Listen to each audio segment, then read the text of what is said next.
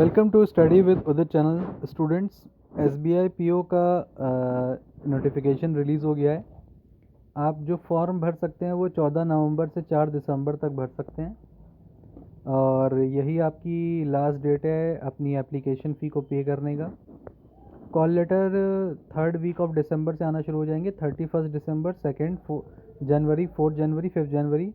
इसमें फ़ेज़ 1 होगा prelims examination का, फिर उसका रिज़ल्ट आ जाएगा 3rd वीक ऑफ जनवरी में, और फिर उसके बाद आपका 3rd वीक ऑफ जनवरी से मेंस के कॉल लेटर आ जाएंगे और मेन का एग्ज़ाम होगा 29 जनवरी को।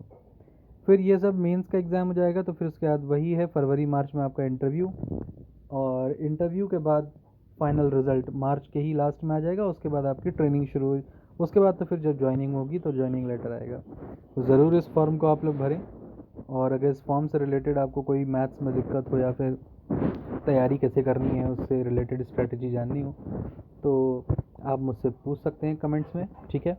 मैं कहूँगा कि देखिए, सबसे इंपॉर्टेंट चीज़ है मॉक्स लगाइए और कैलकुलेशन स्पीड को बढ़ाइए। बहुत सारे स्टूडेंट्स मैंने देखा है बैंक के एग्जाम में सबसे बड़ी मिस्टेक करते हैं, उनको सब कुछ आता है बट उनकी कैलकुलेशन फास्ट नहीं होती। जैसे मान लो आप ग्राफ देख रहे हो, ग्राफ में फटाफट अगर आपसे बोला जाए कि इस वाले साल और उस वाले साल में कितना डिफरेंस आ रहा है, तो उस डिफरेंस का परसेंटेज कैलकुलेशन आपके दिमाग में बड़ी फास्ट होना चाहिए। तो परसेंटेज कैलकुलेशन, देखो मानो ना मानो, मैं आपको लिटरली बता रहा हूँ, बैंक के एग्जामिनेशन में नो डाउट क्वेश्चन डिफ़िकल्ट आते हैं। वो सिर्फ कैलकुलेशन से नहीं होंगे, उनमें बहुत सारा कॉन्सेप्ट लगता है। लेकिन देखिए, ऐसा होता है ना, कभी कभार किसी चीज़ की कोई बेसिक नीड होती है, उस बात को समझिए। जैसे मान लो अगर मैं आपसे कहूँ कि अगर आपको इंग्लिश सीखनी है तो आपको ABCD आनी चाहिए, वैसे ही अगर आपको बैंक एग्ज़ाम निकालना है तो आपको कैलकुलेशन आनी चाहिए। मतलब सांस लेने के लिए ऑक्सीजन की ज़रूरत है, लेकिन सिर्फ ज़िंदा रहने के लिए ऑक्सीजन की ज़रूरत नहीं है, ठीक है। मतलब आप सिर्फ ऑक्सीजन पे ज़िंदा नहीं रह सकते, आपको और भी चीज़ें चाहिए। तो कहने का मतलब वही है कि बैंक का एग्ज़ाम अगर निकालना है तो कैलकुलेशन की स्पीड अच्छी होनी चाहिए। कैलकुलेशन की स्पीड अच्छी होने के बाद बहुत कुछ करना है, लेकिन पहली रिक्वायरमेंट जो है उसे कंप्लीट करना है। तो कुछ चैप्टर्स हैं, सिंप्लीफिकेशन, नंबर सीरीज, TI और इनइक्वालिटी। पहले इन 4 चैप्टर को स्ट्रॉन्ग बनाइए, जल्दी से जल्दी स्पीड से करने को कोशिश किया करिए।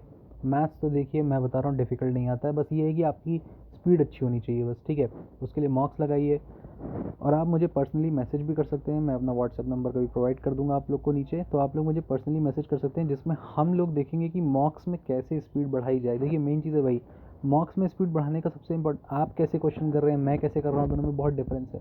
तो मैं बस मैथ्स के बारे में बात करूँगा। देखिए इंग्लिश और रीजनिंग तो आपको देखना पड़ेगा कहीं और, लेकिन मैं मैथ्स के बारे में बता सकता हूँ कि कैसे आप क्वेश्चन को सोच रहे हैं, कैसे मैं सोच रहा हूँ, उस सोच को पकड़ने की कोशिश करिएगा।